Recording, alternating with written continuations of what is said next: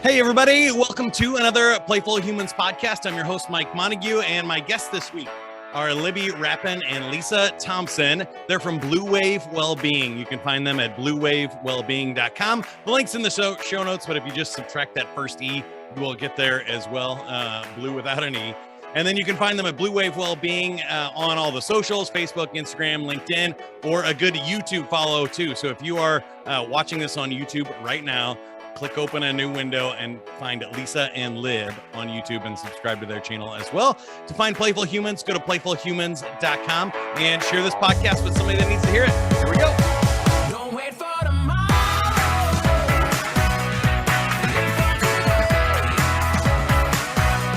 Keep chasing the sunshine.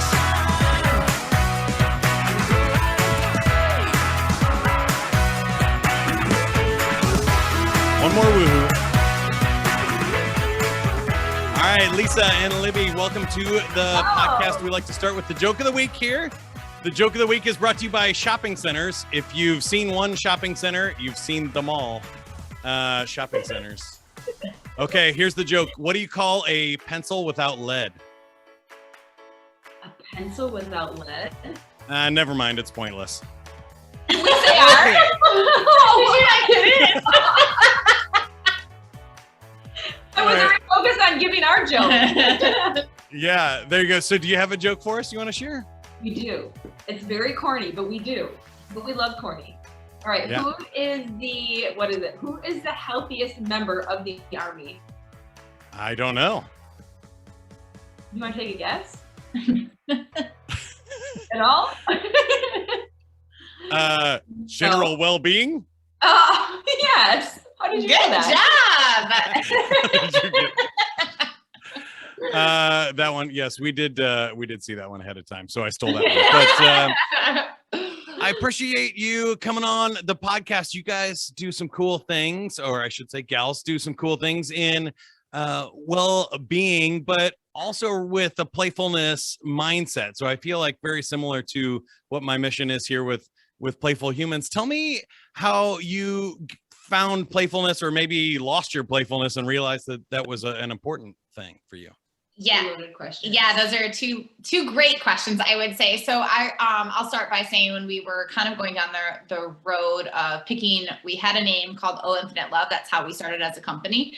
And we were shifting over to BluWave Wellbeing. And we were really like trying to figure out this name, trying to figure out what we stood for, trying to find out like, how do we stand out amongst other people? And we both said, when we were on our well-being journey from being at our lowest to moving to where we are today, what was the one thing that was missing? And we both said, play in our lives, play in work, play all around. We were missing that not only childlike play of like just the imagination and stuff, but like how to be innovative, how to have a growth mindset.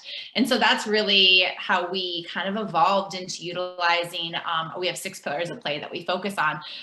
Because honestly, like we were missing it. And I would say that since we've been on this journey, it's been really fun for us to see the playfulness come back alive, because we were taking life really seriously there for a little bit. Yeah, and I'll just add, the reason that we added the play to it was because the original concept was, about mental health advocacy, education, and support and well-being in the workplace. And to be honest, there's a lot of people that do that or like use these keywords, and there was confusion that like we are not therapists that go into the office and offer clinical services. What we're really focused on is helping people find balance in their mental and emotional health and their well-being overall. And so we were just sitting down one day, and literally it was like, okay, well, what about our journey stands out? Why do we do what we do? And you said it. You were just like, play. And I was like, play, that's so risky, right? It's risky to talk about playing in the workplace. However, when we really thought about it, it was, yes, we bought into the hustle and the grind. We wanted to work our way up the corporate ladder. We took life ridiculously seriously. We were working ridiculous amounts of hours, and we took the play out of life. I couldn't even have told you what I like to do for fun back then, but we kind of took it a step further because of the mental health stuff and said, okay, so how cognitively can we help people embody a playful mindset in order to experience well-being? So it's not just about fun and games, but how do we approach life in a more playful way and embody this playful mindset so that we can be happier and more fulfilled and more engaged in our lives? I love that. And there's a lot to unpack there. Let's start with, I always kind of like to start at the beginning and kind of where we lost it. So I think both of you had real like traditional jobs, 9 to 5 things. Where do you think for you or for most people things go off track, and maybe why that path isn't as fulfilling as we're all told that it should be or could be? Yeah. Yeah, I think for me personally, you know, if you take me back to even when I was 18 years old, picking what when I grew up, when I was going into college, I really wanted to find the job that was stable, that I could climb the corporate ladder, that I made good money. And those were actually my like points. To completely honest, I wanted to work in broadcasting or I wanted to work in nonprofit space. But because of all the stories that people had told me, I was too scared to go that route. I started out that way, but I was like, oh, that's too risky for the lifestyle. I'm going to take another way. So I went into corporate communications, and don't get me wrong, loved my life, but there was always that missing piece of there's more that I should be doing. I was given these gifts. And something's missing. And I think for everybody, it's a little bit different because I really did enjoy my job. But I think over time, I was playing into what other people expected of me. I wasn't listening to my intuition. I was working crazy hours because I think that's what I was thinking that was expected of me. Did I really need to do that? Probably not. You know, I looked at when I was given opportunities as I couldn't say no because, wow, they picked me. And I wish I would have had the well-being tools, the confidence then to tell myself like, that's a great opportunity, but my mental well-being needs to come first. But I didn't know how to say no. And so it really took me basically like on bed rest to finally have that reality call.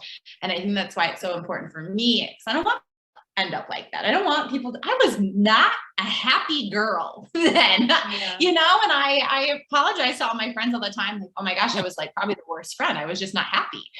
And luckily, you know, they all still love me and stuff, but I really had to come back from that, I would say. My story was very similar there too, because I did broadcasting and radio, but I also like took occasional like corporate jobs or very serious things. And I think when you're young, there is a certain amount of balancing it out, right? You do have to pay the bills. And so you don't want to be a starving artist, but at the same time, you don't need to go all in on a 8 to 5 corporate job for the rest of your life either. I think some of the points that people miss are that you can go back and forth, or you can do both. You can have fun in a corporate job, or you can be serious in your play. It doesn't have to be one or the other. What about for you, Libby?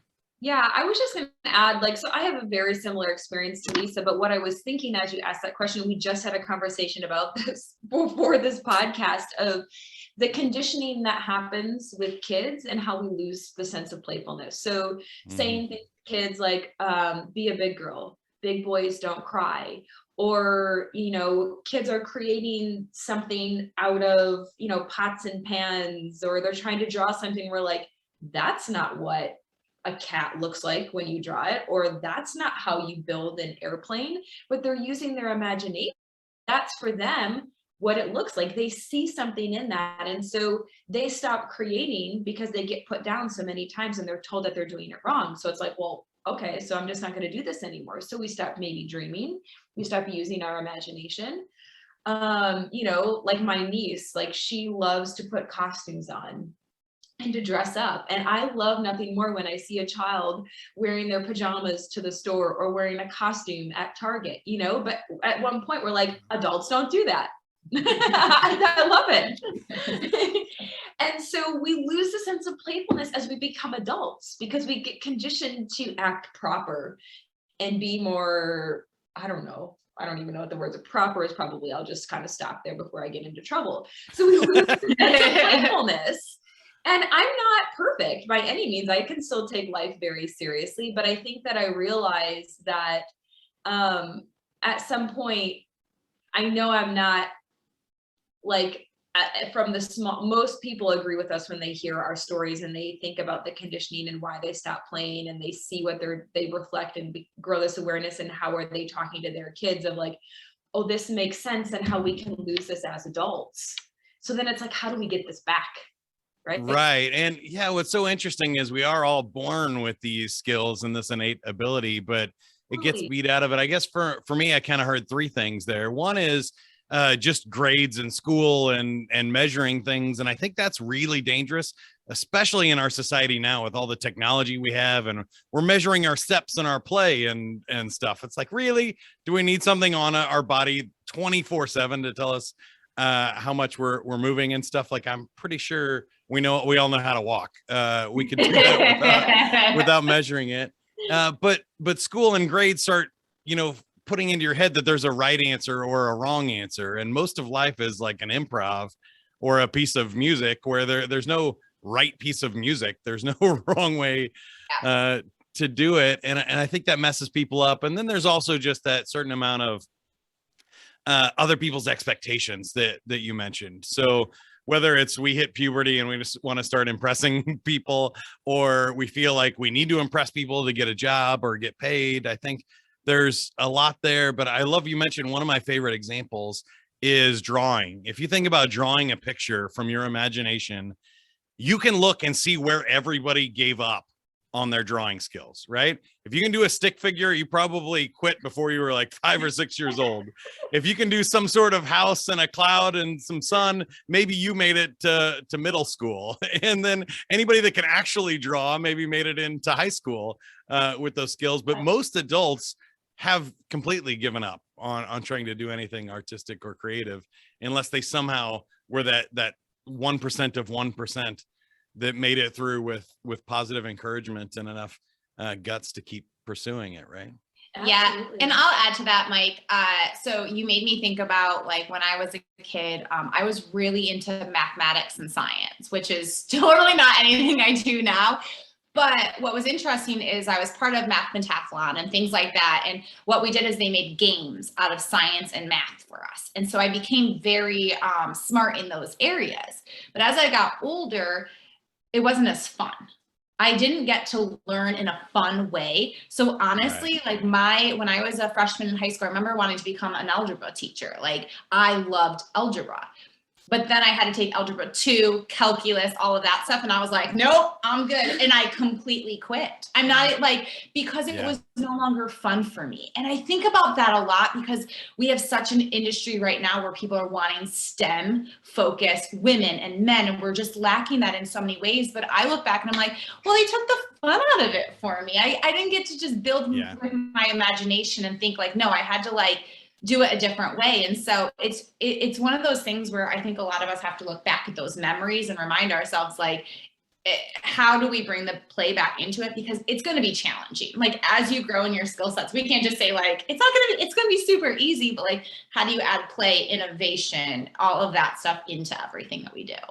I mean, it's something like 80% of kids have given up on sports because it's not fun anymore by the age of 13. Like, 13 is way too young to give up on moving your body or doing anything fun or competitive in sports. And I also think it's interesting now that the driving age is going up. That when I was turning 16, it was like the day you turned 16, you went and got your license. And now that's creeping up. The kids are like, no, thanks. I don't want that kind of pressure. Like, what if I wreck, or what if I embarrass myself and it ends up on TikTok or something for the whole school to see? Like, I think that kind of pressure is crazy, and we really do need a play renaissance. So let's flip this back to the positive side of things. And I think it was for Libby, and tell me about positive psychology and how that plays into maybe the way we respond as adults. Well, I guess I would just say, I think when we think about, playfulness, and I'd love to hear more about how you kind of talk about play as well, but we talk about play as more of like this cognitive ability, this cognitive mindset. Like, we're not going out and telling people they should be playing a ton of sports and games all of the times, though that's absolutely part of it. We're talking about how do we find positive outcomes or growth opportunities or learnings in any experience that happens. So you talked about judgment, like good and bad, like judging things as good or bad. Like, how do we just see life experiences as just life experiences instead of judging them as negative or, choosing to see them from a victim lens? how do we instead use a growth mindset? Or how do we instead say, you know what, this isn't how I expected things to turn out. However, I know that this is for my higher good, or there is beauty, or I'm going to learn something, or this could be redirecting me. So we kind of think of playfulness as not just, it's like a way of being. How can I be playful in everything that I do? So I don't consider myself to be a really crazy, like, I'm a playful person in the way in which I approach life and view life, but I'm not like a crazy person who's bouncing off the walls all the time and was known as a class clown or anything like that. I'm actually quite reserved. So for me, this idea of teaching play was very risky for me personally because I want to embody this. So when we think about this idea too of just like psychological safety and cultivating psychological safety within what we do, when we feel safe, we want to play more. We want to take more risks. We want to challenge somebody's way of thinking. We're not just going to settle for the status quo. And so I think that for me, this idea of you said psychological safety, right? Oh, and you said psychology. Yeah, both of them. Got both of them in there. It's all good. See where my mind's going. But anyways, I think that when we embody playfulness, it helps us approach life very differently. We approach confidently. Our self-image is viewed differently. We're willing to take bigger and bolder risks. We can think through problems creatively. You know, sometimes even feeling playful connects us to a sense of purpose or why. Like, I just want to go into this because it's fun. Like, I started taking horseback riding lessons a while back when I was in my 30s, just because it sounded fun. You know, it only lasted for 6 months. And I was like, you know what, I'm kind of over this. I don't think horses are for me. This is kind of an expensive thing to get into. I enjoyed it while I did, but you know what, I'm just going to move on. And I learned a lot, but I felt safe too in that environment. I felt safe to ask questions with the person that was teaching me. You know, there were a lot of different things as part of this.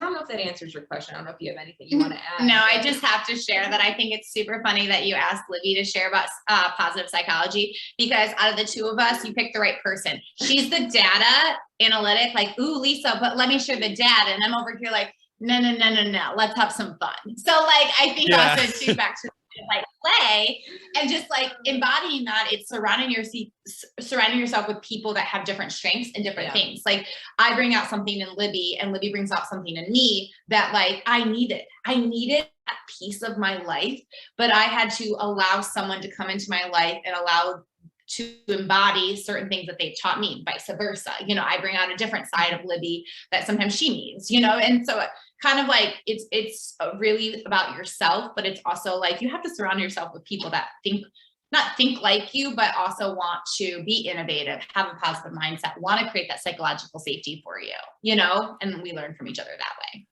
Yeah, I love that. And I think everybody has both sides of that. I appreciate what you said, Libby, about having an off button, because I'm very much that way too. I can be the game show host or the radio host or wacky, and I like to wear silly costumes for my nieces and nephew and stuff. But I don't, I also have an off button. I'm not like Robin Williams or Jim Carrey that's going to be like annoying the entire, you know, meeting if we're trying to conduct business, right? I can settle down and I can focus. And I've always felt like I had two sides of my personality there as well, but I appreciate that in a team, you need everybody. So the way I kind of think about play is probably closer to Lisa, that I think we're so far off the rails that combining it or getting sophisticated about it or kind of measuring it is the opposite of what we're trying to accomplish, right? Let's start with just a play break, or if you don't feel comfortable playing at work, then like take your lunch break and go do something just for you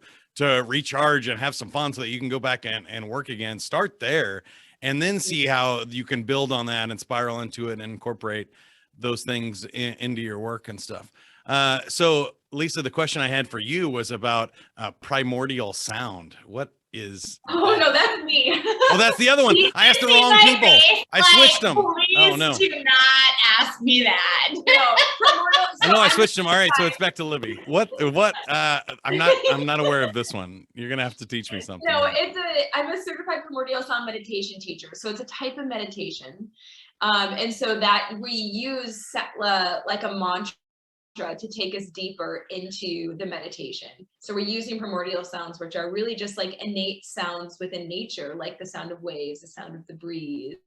But we're using a mantra in that meditation style to take us inward as a vehicle of the mind to help create that silence. So Lisa, it's funny that you're there because like she's not really the meditator of the two of us. No. When we talk about this. I wanted to hear you make a primordial sound, though, Lisa. I was really hoping for. Hilarious. That is funny. Well, tell me more about, you mentioned kind of like 6 steps or ways that you incorporate play. Tell me more about your work and how you think it does fit into the workplace, because I struggle with that too. So I was going to sympathize with you there, Libby. I wore like a jacket, a suit jacket for the first 25, 30 episodes of this podcast and other things, just because I didn't want to be the crazy, like wacky bow tie arrow through the head guy, you know, in a play podcast. I wanted it to be professional until I had to realize, you're like, you know what? I am professional in what I do. I don't need to do that in my clothes. I can wear whatever is comfortable or expressive for me there. So how do you think about working this in for corporations or into the workplace? Yeah, so I'll take that one. So I think first off, when I worked in corporate world, and I feel like when you did too, like there was a lot of things that, you know, there was a lot of great apps. We all wanted to do wellness, like things, and we all wanted to have foosball tables and wanted to have all those types of things. And those were great, but did they really make long-term change? Not really. They put band-aids on the real problem, or they taught us the what, like, okay, what is well-being? What is wellness? And like, what does a break look like? But what it didn't teach was the how. And I think what makes Libby and I stand out amongst a lot of people is we are teaching people how to implement tools into their lives. And so we use our 6 pillars of play, which is motivation, invention mentality, positive mindset, openness, superpowers, and awareness, so self-awareness. And a great playful way to remember that is it spells out mimosa. So mimosa is a great way to remind yourself to have a little bit of fun. And all 6 of these is really about focusing on how to embody a playful mindset, like how to add your strengths into your life versus focusing on your weaknesses, so your superpowers. How self-awareness is really actually, basically, we should be embodying that every day. My favorite one, and this is something that I learned a lot that I was missing when I was in the corporate world, is inventor mentality, so innovation.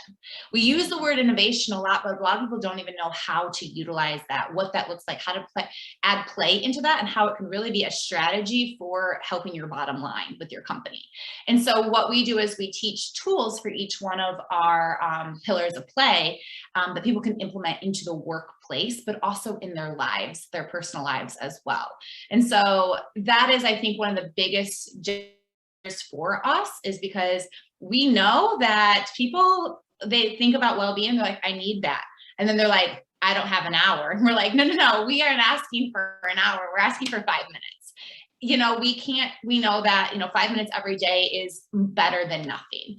And 5 minutes every day over a long-term period is going to make changes. And so I think that is, you just have to start somewhere. And so for a lot of times, I think it's leaders, it's people stepping up and saying, hey, we have to work on this project. It needs to be a little bit more innovative. We need to think a little bit differently. Let's have some fun with it, but let's be strategic with it too. And then you can add these certain tools that we teach into your team meetings and make a change. Leaving like, wow, we checked off all the boxes, because who doesn't like to do that? We worked as a team, but we had a good time. We enjoyed each other's company. And I think that that's, other aspects of it that comes into play with it. Yeah, and the only other thing I'll add is that, we know that, like, so most of us are within the workplace, so it's not just exclusive to that, but that's where primarily we're focused. We know that it's not just about the quantity of our work, it's about the quality of our work. And quality of work is directly impacted by the way that we feel. So do we feel good? Can we function effectively? So we are going to be productive and engaged if we feel good, which will impact the quality of our work. Science has shown us time and time again, and I know that you know this, that play is directly correlated to our well-being. And so when we think about what we do, what we're sharing are individual strategies for each individual. So for me and Lisa, we're completely different humans. We use the tools that we teach in different ways because we've learned how to personalize them. So what we're really focused on, individuals focus on their energy and on themselves, because it also has a greater impact on everyone around them, because energy is felt. You know when you walk into a room if you want to engage with somebody or if you don't.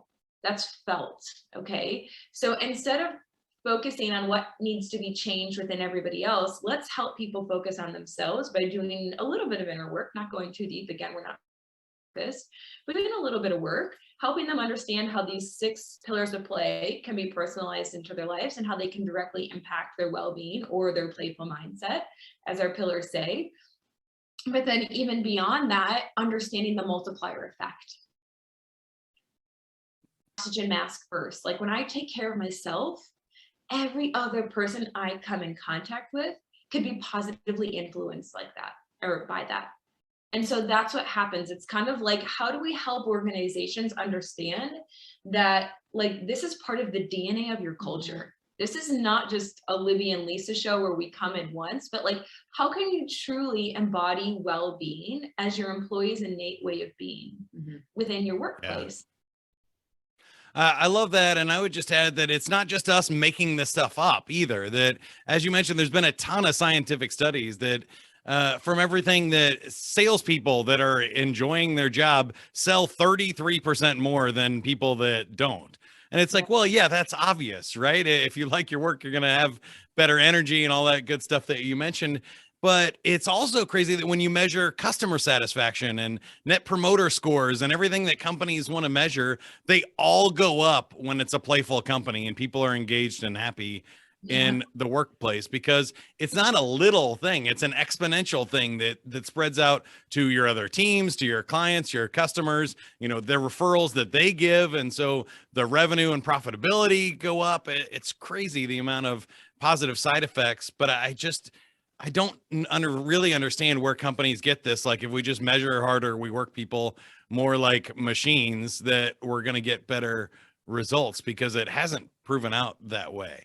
You know, for me, there are some benefits, right? Or sometimes if you're in a factory or something, you need to have safety rules, right? You can't have people running around making up new processes in a machine line. But if you are trying to engage in creative work or innovation, like you mentioned, and connect with humans, or you're in sales or customer service, that is dramatically different. That is not an 8 to 5 like factory job that you could program a computer to do. And that to me is a big deal.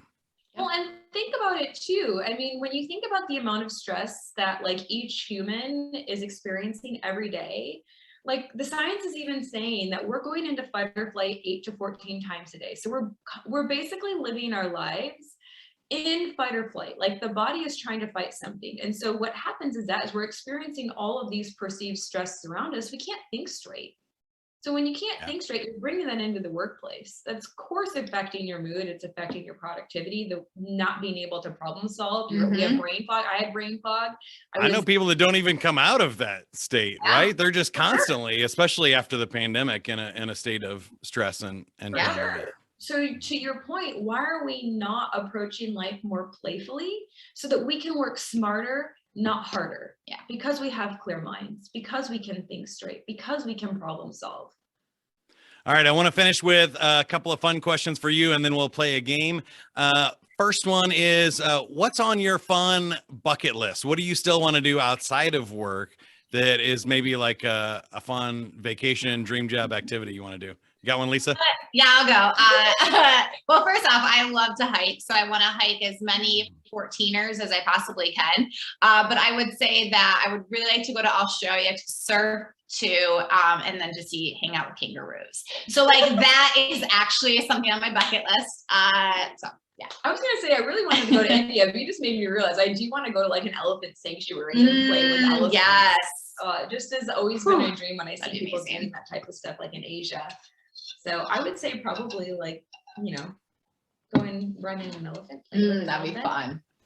What's the most fun you've ever had, or the most fun for you? Should we tell them about the night we sang karaoke? Oh, It's not the most fun. We have a lot of fun when we're honestly, together, we but were together but like, that's literally what came to my mind. I was like, we've had fun in like a lot of ways, but I would say that a couple months ago, we went to Animal Kingdom. We went to Disney World. So that was one fun thing. And then the other thing is we sang karaoke together and we thought we were really great. Until we video after.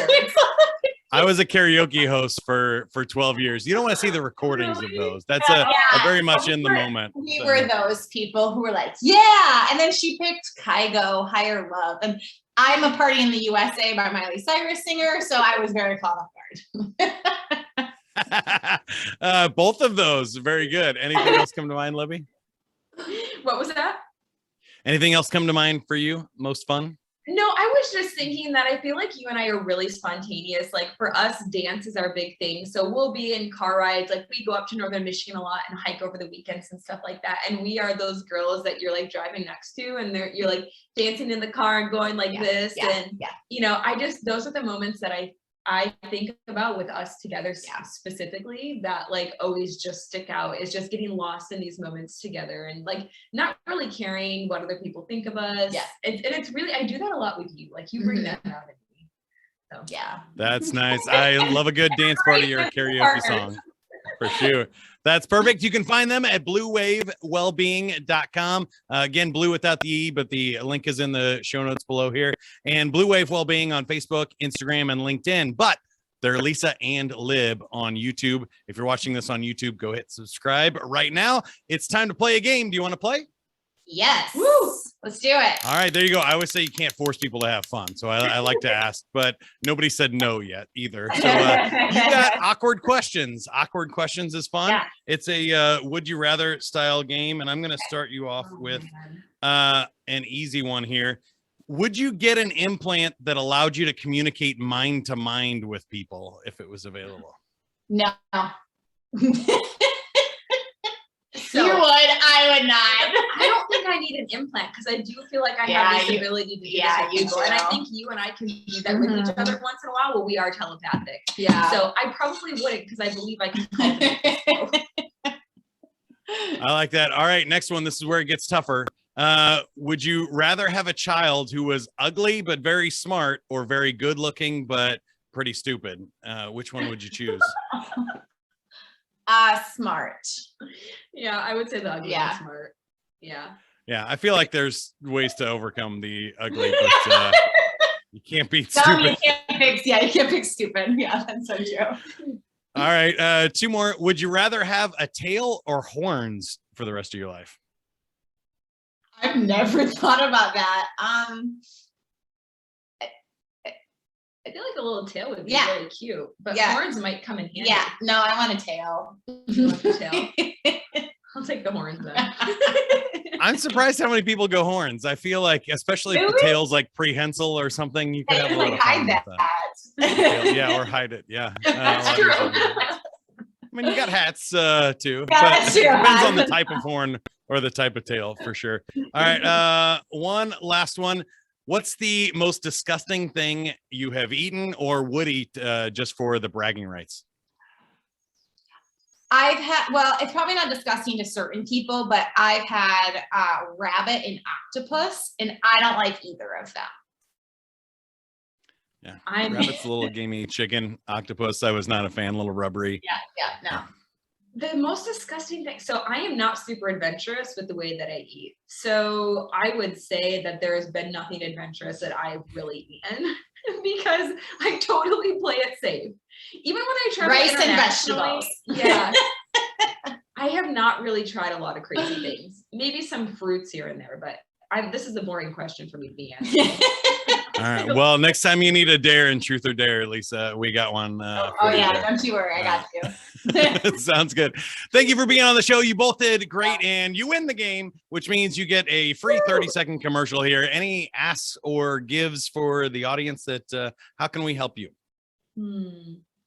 I would just say the biggest thing, I think the biggest ask from us is to, one, really focus on your well-being and prioritize yourself.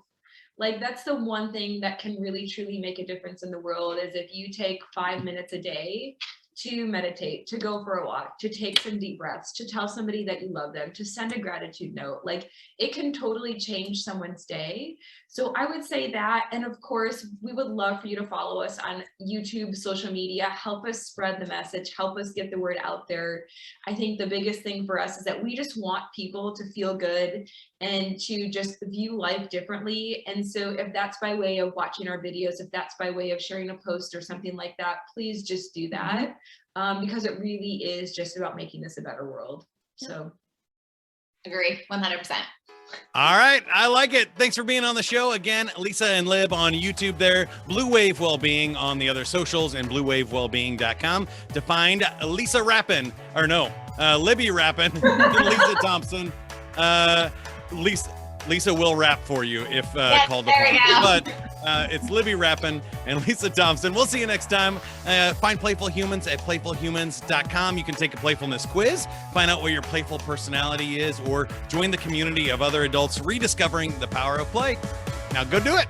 Don't wait for tomorrow. Live for today. Keep on chasing the sun.